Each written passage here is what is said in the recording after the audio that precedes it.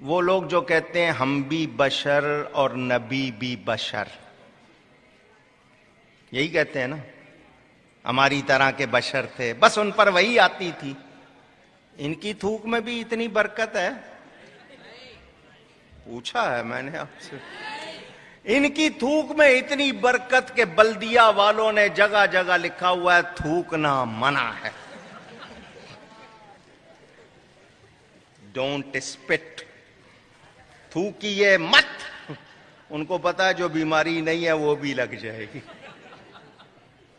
میرے نبی پاک صلی اللہ علیہ وسلم کا لعاب دہن، کیونکہ حضور پاک ہے، ان کی ہر چیز پاک، کھارے کنویں میں ڈالتے ہیں میٹھا ہو جاتا ہے، دکھتی آنکھوں میں ڈالتے ہیں ٹھیک ہو جاتی ہے، کٹے ہوئے جسم پہ لگاتے ہیں جڑ جاتا ہے، کھانے میں ڈال دیتے ہیں 2 کا کھانا 500 کھا جاتے ہیں۔ ان کی تھوک میں یہی حال ہے۔ اچھا ایسا کرنا، صبح ان میں سے کسی کو پکڑ لینا، کہنا تو نبی کو اپنے جیسا بشر کہتا ہے، ادھر آ، یہاں آپ کے علاقے میں کوئی ہاسپٹل تو ہوگا، اس میں آنکھوں کا وارڈ بھی ہوگا، آئی وارڈ، وہاں لے جانا، اور جو مریض ہیں کہنا ان کی آنکھوں میں تھوکو۔ خدا کے لیے ایسا کرنا لینا، ہاتھ جوڑے ہیں میرے، ورنہ جتنا معاملہ ہے نا وہ بھی صاف ہو جائے گا۔ ان کو شرم نہیں آتی، نبی کی برابری کرتے ہیں۔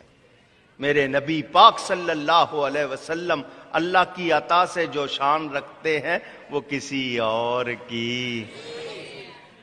ابو جہل کو قتل کرنے والے دو بھائی معوذ اور معاذ جنگ بدر میں، ایک بھائی شہید ہو گیا، دوسرے کا بازو کٹ گیا، کافر نے تلوار ماری، بازو کٹ گیا، ہڈی ٹوٹ گئی۔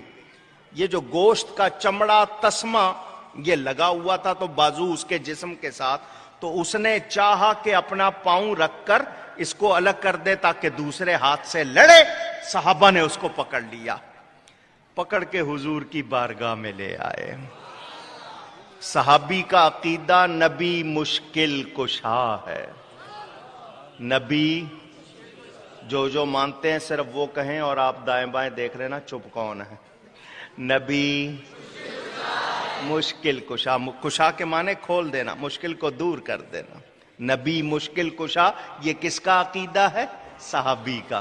حضور کے پاس لے آئے، حضور یہ وہ نوجوان ہے جس نے ابو جہل کو قتل کیا، اس کا بازو کٹ گیا، تو حضور نے یہ نہیں فرمایا جلدی سے ایمبولنس بلاؤ، کو او پی ڈی میں لے جاؤ، کوئی آرتھوپیڈک ڈھونڈو، ہڈیوں کا ڈاکٹر اس کے پاس، یا کوئی وید لے کے آؤ، کسی کو پتا ہو کوئی جراح جو ہڈیاں بٹھاتا ہو، نہیں، حضور نے لعاب تھوک مبارک لگائی، تھوک مبارک لگا کر بازو کو کپڑے سے باندھ دیا، جب کھولا تو کٹنے کا نشان بھی نہیں تھا۔